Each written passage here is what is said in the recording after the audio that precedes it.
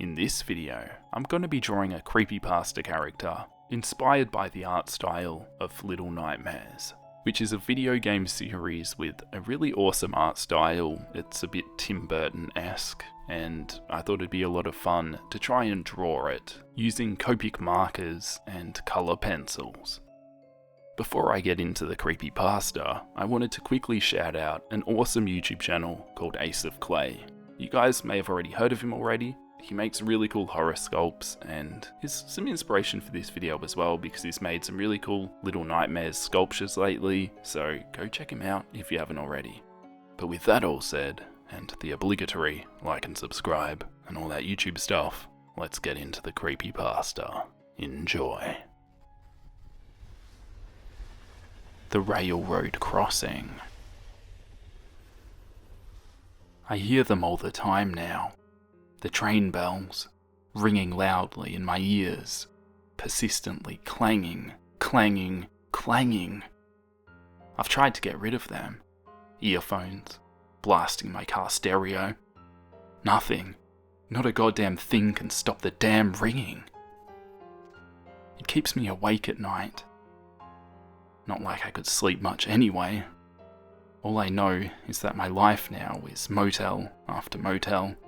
Grimy sinks and sticky carpets. It doesn't really matter. All that matters is that he doesn't find me. It started 3 weeks ago. I was leaving my dad's shitty devoid rural town after visiting for a few days. He was a drunk. Not a mean one, but a neglectful one. Now that me and my siblings were out of the house, it didn't matter so much that he couldn't take care of anything, let alone himself. But my brother and I still visited every once in a while to check up on him, do the dishes, that sort of thing. Our sister refused to see him. Anyway, my dad's town has one road that serves as the entrance and exit. There's a rusted sign bearing the town's name that marks where the town ends and begins, and next to this sign is a railroad track. It was around dusk, and I was sitting in my idling car at the crossing, the yellow traffic light off to the left flashing, indicating the oncoming train. I could hear the bells clanging in the distance. I drummed my fingers on my steering wheel, humming out the tune to a song I barely remembered, and waiting for the train to come. I noticed movement in my periphery and looked to my left, where I saw a man. He was standing very still, so still he was almost statuesque. I squinted a little harder at him, but in the dim light, all I could make out was a dirty wife-beater and shoulder-length greasy black hair. He started swaying. It looked like he was dancing, but he didn't have a partner.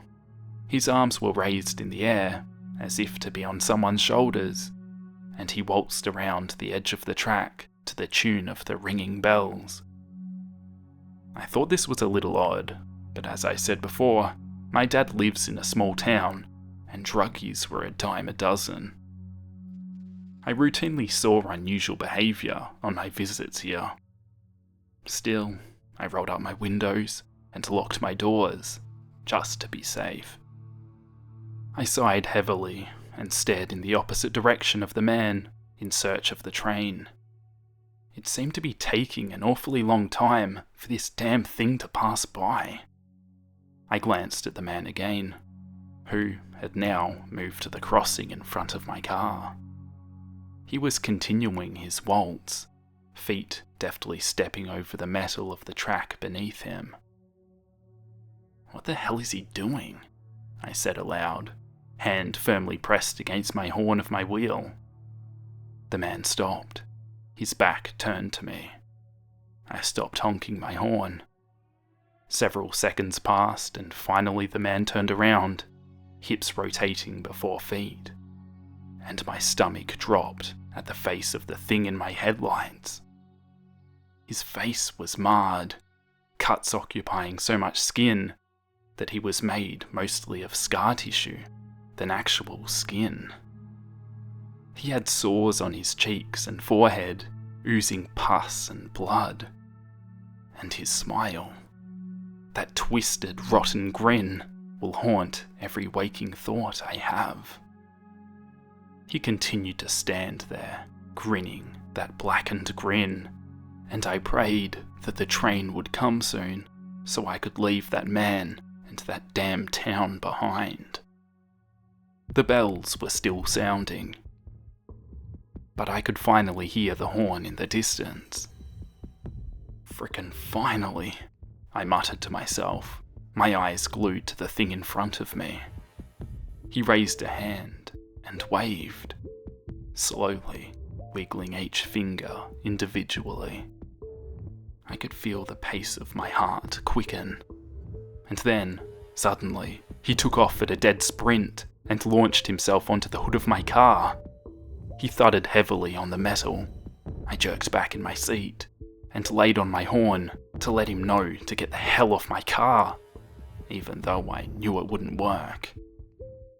He somehow stretched his lips across his teeth a little wider and started pounding on my windshield with his fists.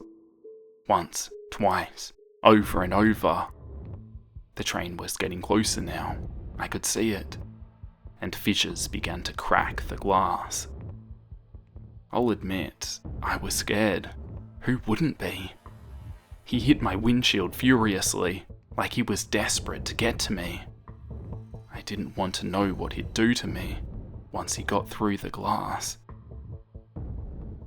The train was almost here, so I did the only thing I could think of. I put the gear shift in reverse. I backed up a few dozen feet. The man was still banging on my windshield, howling like an animal, little pants escaping in between his grunts. The train was nearly in front of me. I floored the gas. The man held onto my car, his smile as wide as ever, but with a terrible anger in his eyes. I neared the tracks. The bells were ringing. I took my foot off the gas and slammed the brakes just a couple of feet from the train, and the man flew off the hood of my car. His body was propelled into the oncoming train, but I didn't watch to see where he landed, or if his body broke into smaller pieces. I slammed my hands on my steering wheel as the train took its time to pass, and I stomped on the gas pedal once more when it had finally gone. I probably should have stayed to tell the police what happened, but I didn't. I went home. I parked my car in the garage.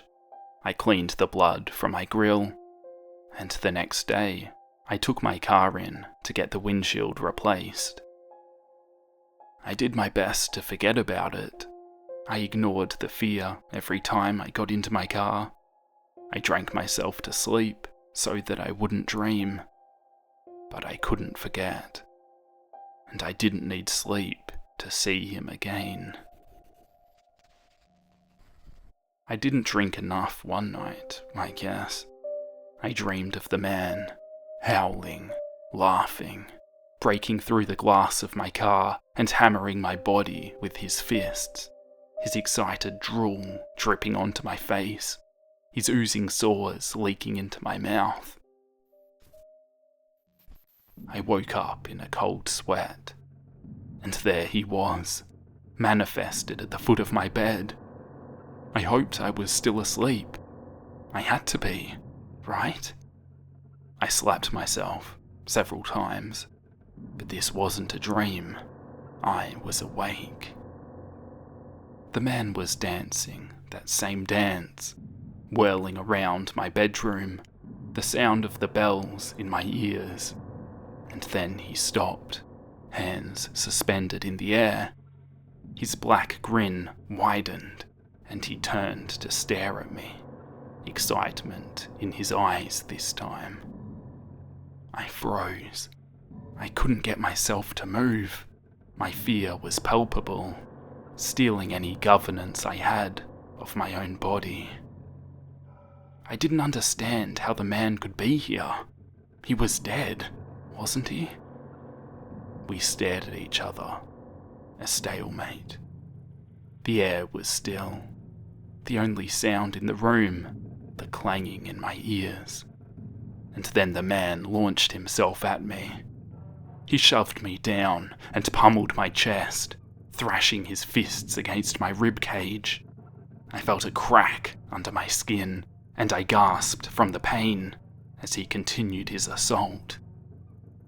I remembered that I kept a bat by my nightstand, so I grabbed it and hit him over the head with it.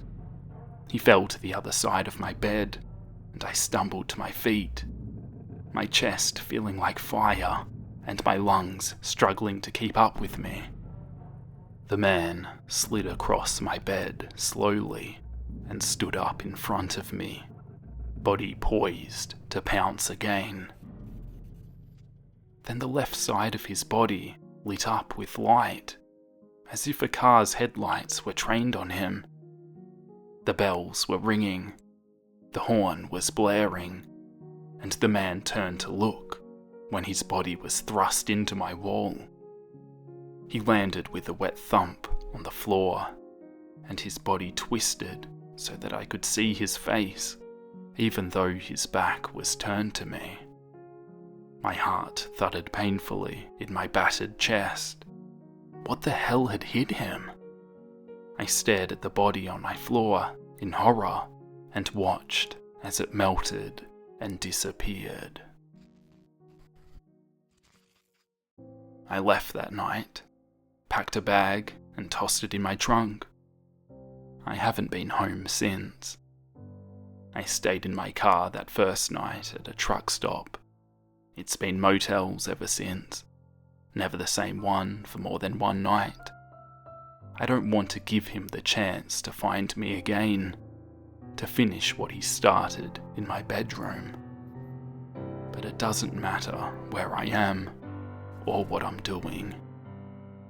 I always hear the sound of those goddamn bells.